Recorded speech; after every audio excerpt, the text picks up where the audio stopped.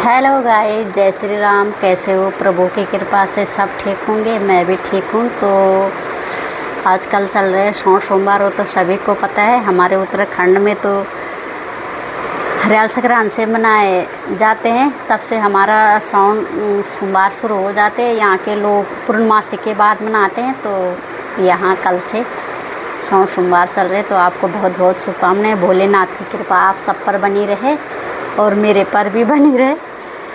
और गाइस, सबसे मेन बात यह है कि आज आप लोगों के लिए बॉडा जी से पूछने जा रही हूँ कि बीपी क्यों बढ़ता है।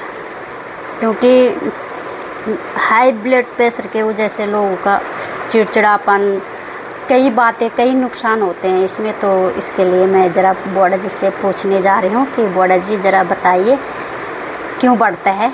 तो सुनिए आप बॉडा जी के मुँह से। बॉडा जी दो शब्द आपको बताते हैं, ज़रूर देखिए। बॉडा जी प्रणाम। आशीर्वाद। बॉडा जी, आजकल लोगों का जो है सर में दर्द बताते रहते हैं। और ये बीपी का कारण है, ये क्या कारण है? चिड़चिड़ापन। तो ज़रा अपने दर्शकों को बताइए बॉडा जी। मेरे प्यारे देशवासियों, सामान्य भाषा में उच्च रक्तचाप, खून के दबाव का बढ़ जाना,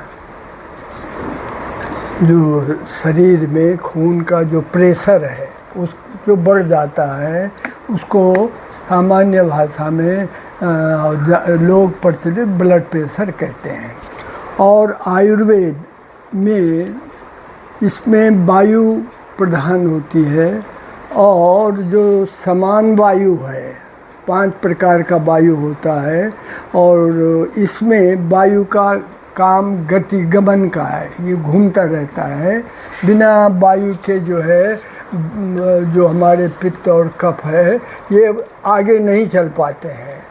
इसलिए इसमें व्यान वायु जो प्राण में रहता है, नाभि में रहता है, गुदा में रहता है और सारे शरीर में घूमता है, ये व्यान वायु दूषित होती है, विकृत होती है। इसीलिए आयुर्वेद में हम इसको कह सकते हैं व्यान वायु दोष। ये आप इसके बारे में समझ गए हैं। अब कारण, ये किन कारणों से होता है, इन कारणों को आपको जानना है। आजकल मनुष्य का जो जीवन है वो बहुत संघर्षमय हो गया है।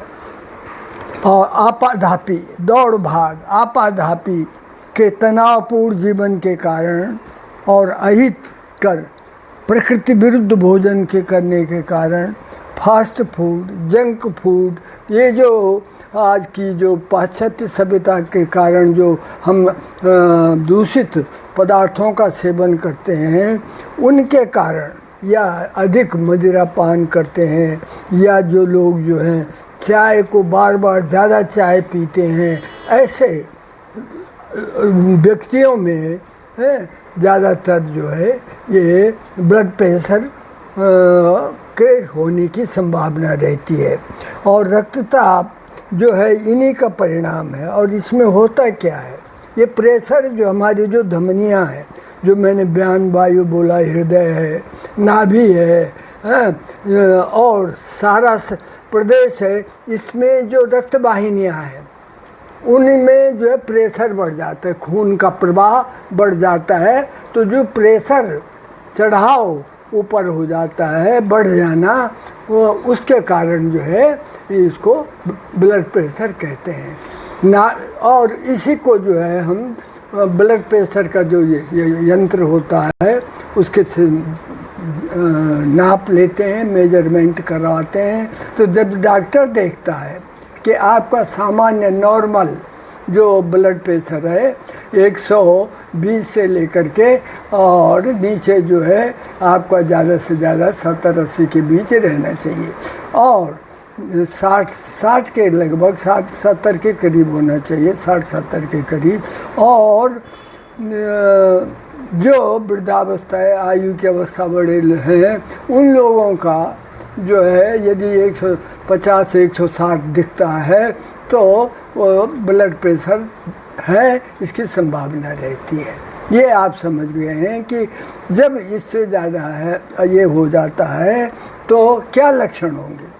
जब ये प्रेशर रक्तचाप बढ़ जाएगा, रक्त का चाप कहते हैं उसका दबाव बढ़ना, तो उसमें हमें लक्षण क्या होंगे? उसमें जो लक्षण हैं आप देखेंगे कि उच्च रक्तचाप होने में जो है ज़्यादातर क्या होगा कि स्वस्थ पुरुष जो व्यक्ति है उसके क्या हृदय की बीमारियों के कारण होता है, किडनी के इन कारणों से भी ये है ब्लड प्रेशर होता है, हृदय की बीमारियों के कारण, किडनी की बीमारियों के कारण, या उत्तेजक पदार्थ सिगरेट, बीड़ू, तंबाकू आदि के अधिक सेवन के कारण, या अधिक चाय पीने के कारण, या जो भोजन में अधिक चिकनाई, मलाई वाले सूखे मेवे इनको ज़्यादा खाने के कारण, या मोटापा होने के कारण, भोजन आदि अधिक मात्रा में सेवन करने के कारण, या शारीरिक परिश्रम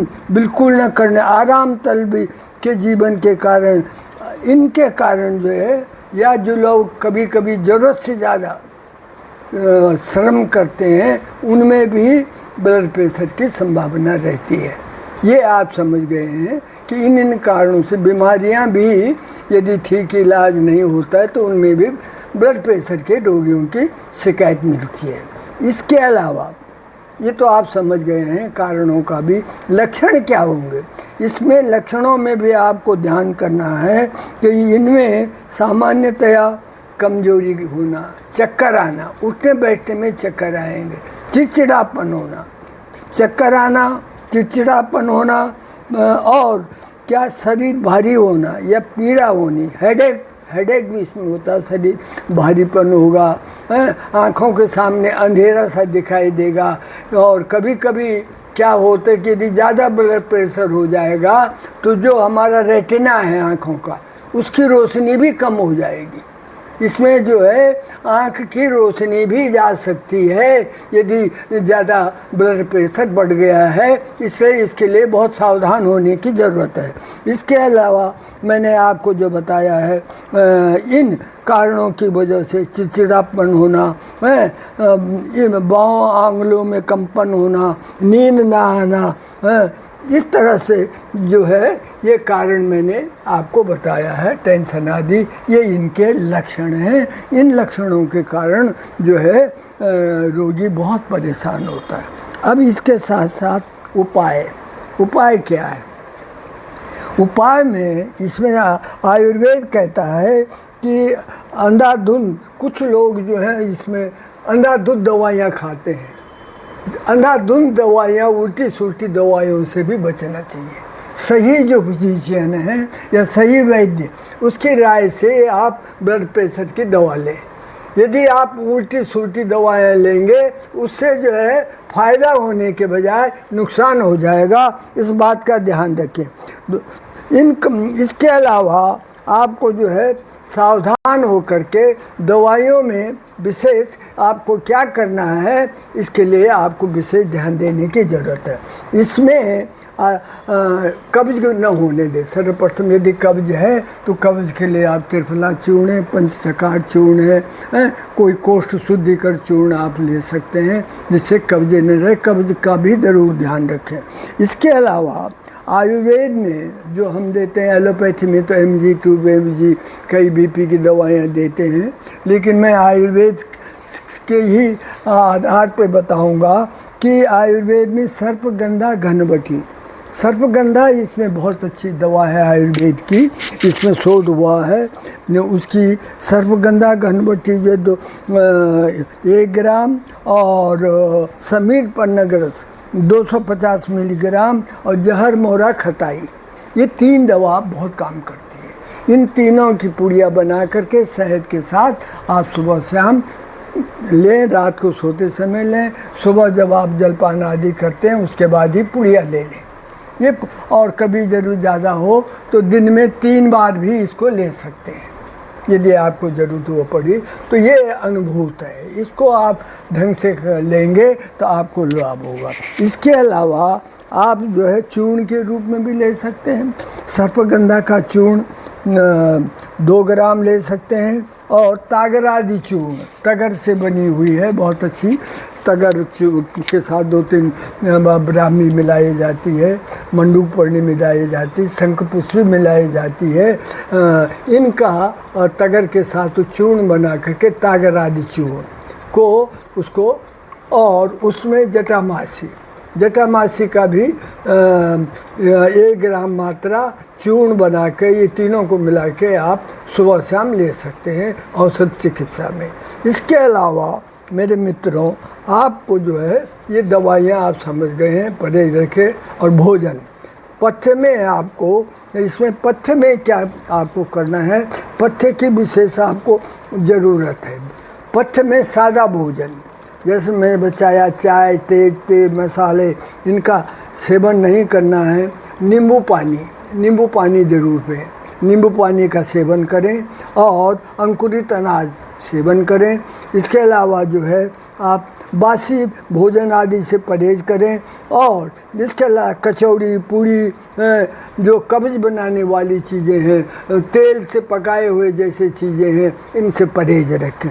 सब इसको आप जो है उसका आटे का, चोकर का आटे की रोटी खा सकते हैं। रसायन का प्रयोग कर सकते हैं, आंवले की रसायन इसमें लाभ करता है।